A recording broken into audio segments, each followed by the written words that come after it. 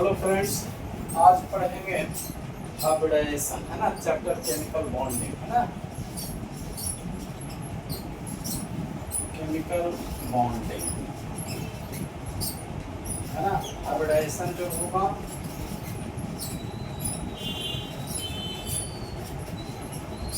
है ना, hybridisation in organic molecule का कैसे आप कैलकुलेट करेंगे, ठीक है। तो पहला जो स्टेप है, स्टेप फर्स्ट, कैलकुलेट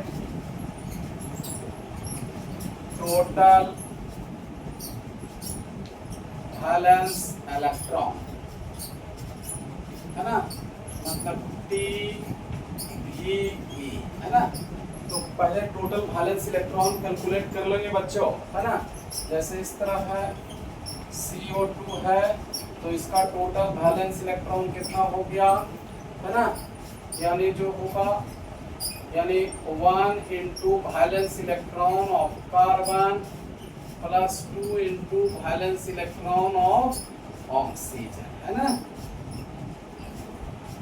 अब ये जो होगा 1 इंटू कार्बन का वैलेंस इलेक्ट्रॉन कितना हो गया, 4 हो गया, ठीक है। अब प्लस जो होगा ऑक्सीजन 2 आइटम है, 2 इंटू 6, है ना। तो ये जो होगा 4 प्लस 12, ये हो गया 16, है ना।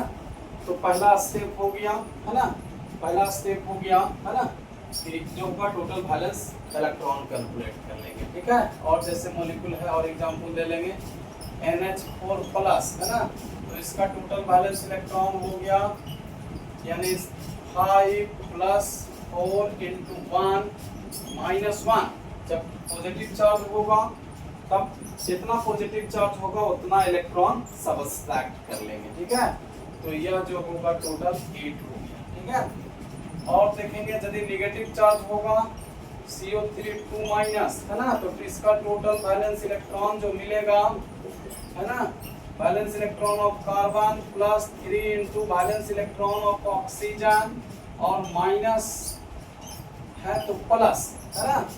यदि जितना चार्ज होगा, है ना, जितना नेगेटिव चार्ज होगा उतना प्लस कर देंगे। कितना हो गया बच्चों, यानी जो होगा 6 या 18 तो 20 4 24, है ना। तो ये पहला स्टेप हो गया, टोटल वैलेंस इलेक्ट्रॉन कैलकुलेट कर लेंगे, है ना। अब दूसरा स्टेप देखेंगे,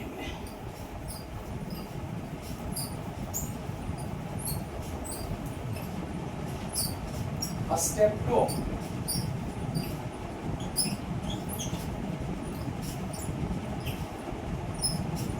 कैलकुलेट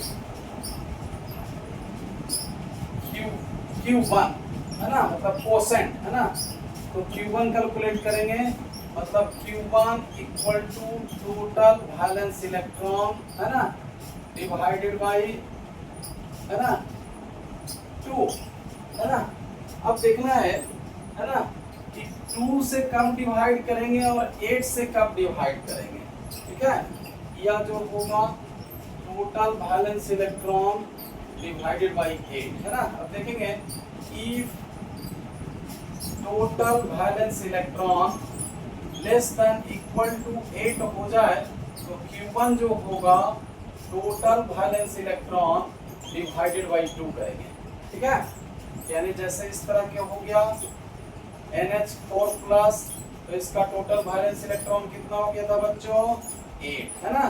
तो इसका जो होगा Q1 होगा, है ना, यानी जो होगा total valence electron divided by 2, मतलब 8 डिवाइडेड बाई 2 मतलब 4। क्लियर है, ठीक है।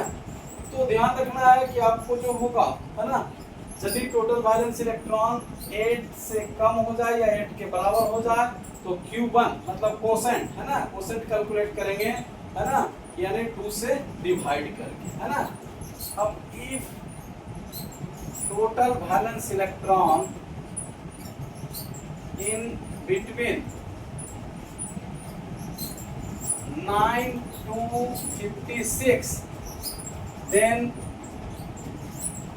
Q1 equal to total valence electron divided by 8, ठीक है, ध्यान रखेंगे, है ना। दो प्रकार की कंडीशन है, यदि टोटल वैलेंस इलेक्ट्रॉन जो होगा 8 या 8 से कम हो जाएगा तो 2 से डिवाइड करेंगे, Q1 मिल जाएगा। यदि आपको टोटल वैलेंस इलेक्ट्रॉन जो होगा 8 और 56 के बीच में रहेंगे, तब जो होगा Q1 होगा आपको total valence electron divided by 8, है ना।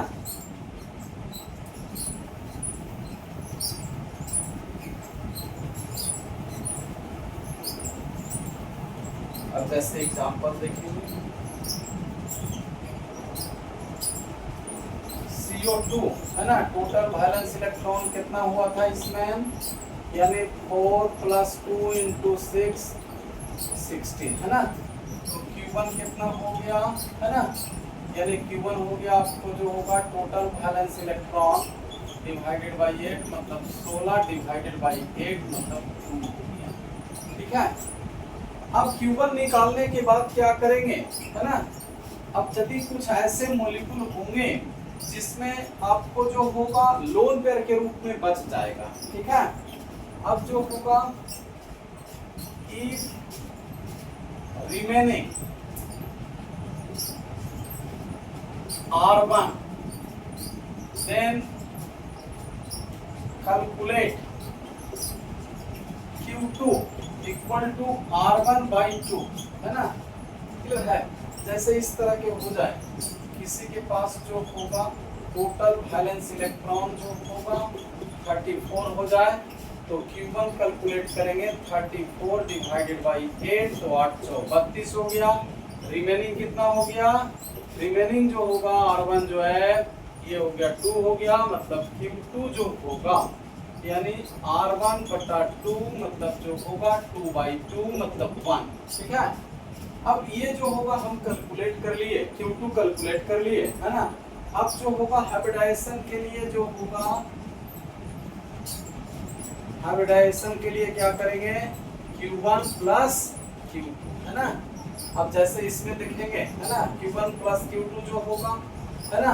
अब जैसे 34 है किसी के पास valence electron, total valence electron, तो 2 यानी 4, अब प्लस जो होगा 1 मतलब 5 हो गया, मतलब sp3d हो गया, ठीक है। अब ध्यान रखेंगे बच्चों,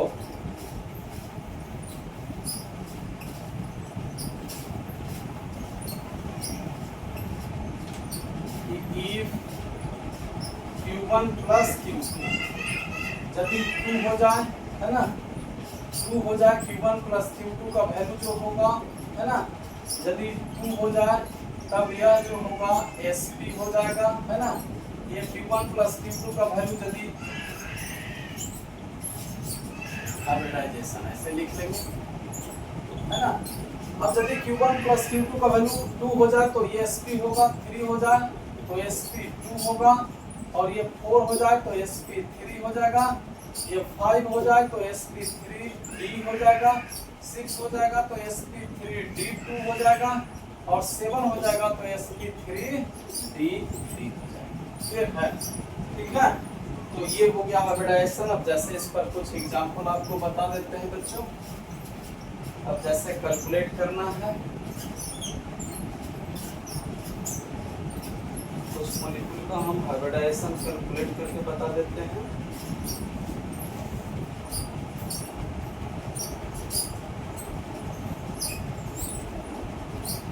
H2O टोटल वैलेंस इलेक्ट्रॉन कितना हो गया, 1 × 2 + 6, है ना, कितना हो गया, यानी 8 हो गया, ठीक है। अब Q1 कैलकुलेट करेंगे, है ना, Q1 कैलकुलेट करेंगे total valence electron divided by 2 मतलब 8/2 मतलब जो होगा 4, है ना, ठीक है। तो ये जो होगा हाइब्रिडाइजेशन क्या होगा,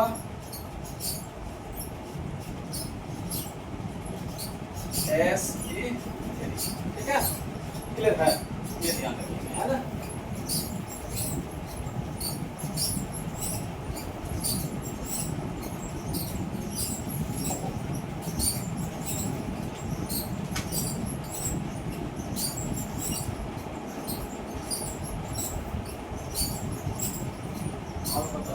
NH3 तो टोटल वैलेंस इलेक्ट्रॉन कितना हो गया, यानी 1 × 5 + 3 8 हो गया, तो Q1 हो गया आपको जो होगा 8/2 मतलब जो होगा 4, मतलब हाइब्रिडाइजेशन जो होगा sp3।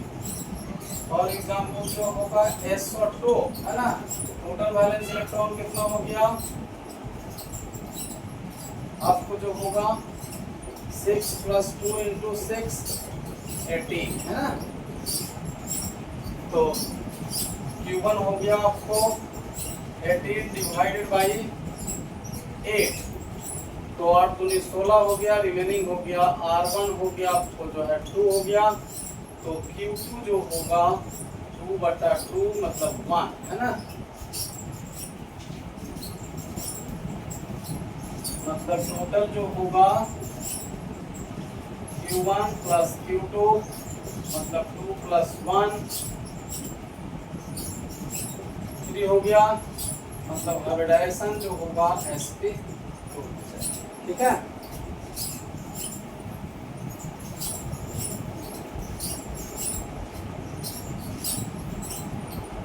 SF6 है ना, टोटल वैलेंस इलेक्ट्रॉन कितना हो गया बच्चों 6 + 6 × 7 है ना, कितना हो गया 7 × 42 और 6 48 हो गया। Q1 हो गया आपको जो होगा 48 डिवाइडेड बाई 8 है ना, तो 8 × 6 48 है ना। तो ये जो होगा आपको हाइब्रिडाइजेशन होगा sp3b। ठीक है,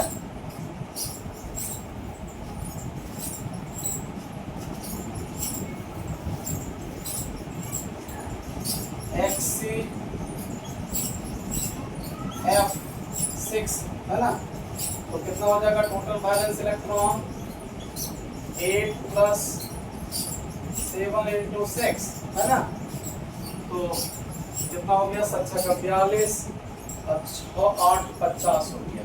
ठीक है, तो Q1 कितना हो जाएगा 50 डिवाइडेड बाई जो होगा 8, तो 8 × 6 = 48 हो गया। R1 हो गया आपको जो होगा 2, तो Q2 हो गया 2/2 मतलब 1। अब ये जो होगा Q1 + Q2 जो होगा 6 + 1 मतलब 7, तो इसका जो हाइब्रिडाइजेशन होगा sp3